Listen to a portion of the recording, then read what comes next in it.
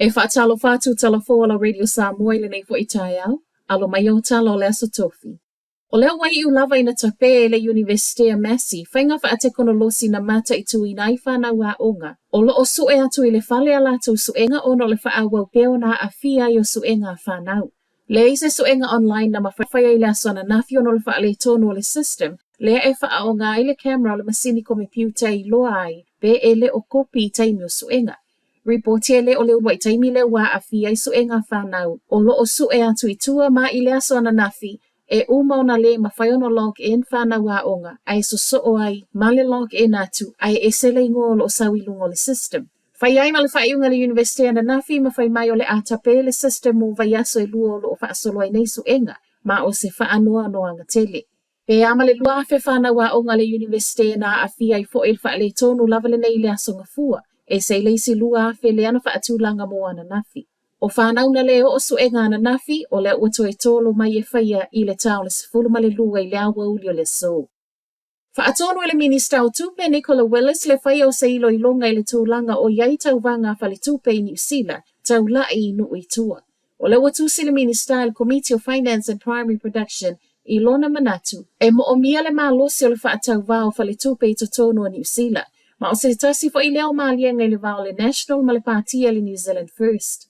Whinaua Willis e tā ua le tapu e o le tamau a inga i nui tua, ma o nuu fo i tua, o lo o iai le to atele o le au whaila fumanu. O se ilo i longa le ata pa il fiso soane le whale tupe tu tonu, o le komisio pisinisi, wha apela FMA le Financial Markets Authority, o i tua lo o miai le ministatali, o le tauvanga whale tupe i nui tua, o pisinisi ma le whaingono no ngā tupe, wha apea pāpupuni o lo o wha a whainga tai le tauvanga, ma a fia tuai ma le anga va au tangata.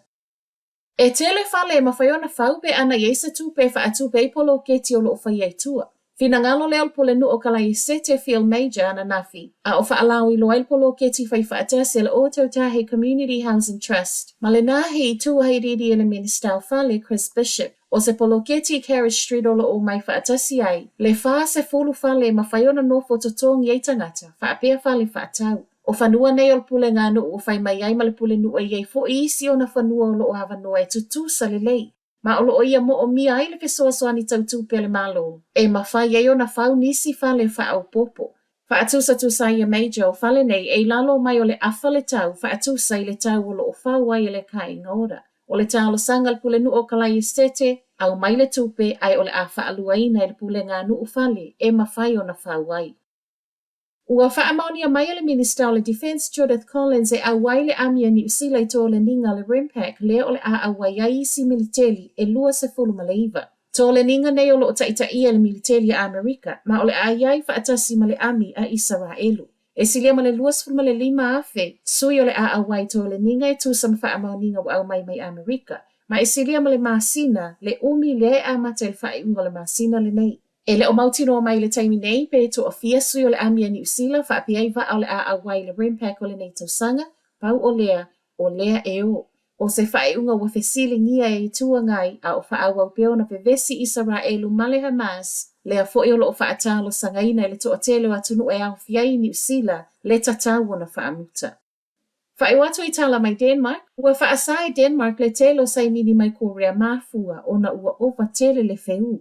Tolu i tu ai ngā saimina le bodako le ua wha asa mai le pulengo lo o mata i tuina mea tau mawhai Denmark mai report le CNN ua mafua le au na ua wheu tele e ono a awhia i soifua. Ai mai le kamupani saimini o lo o ngā osia i ko reisau tele Samyang e le o a awhia i le ngā osia peo le saimini. Ma o lo o ia te ena fo i a mea ua wha asa lana saimini o na ua whesili ngia le leo na ngā osia. I lunga le social media, ua tue ulangia ia nisi lunga le TikTok Denmark o na o le tala o sau ma le mawhaiona ia tali le feu. O Denmark, o le unwa ia tunu ua ia whaasaina le Boldaka Samyang. O tala nala Radio Samoa, manuia le nei aso.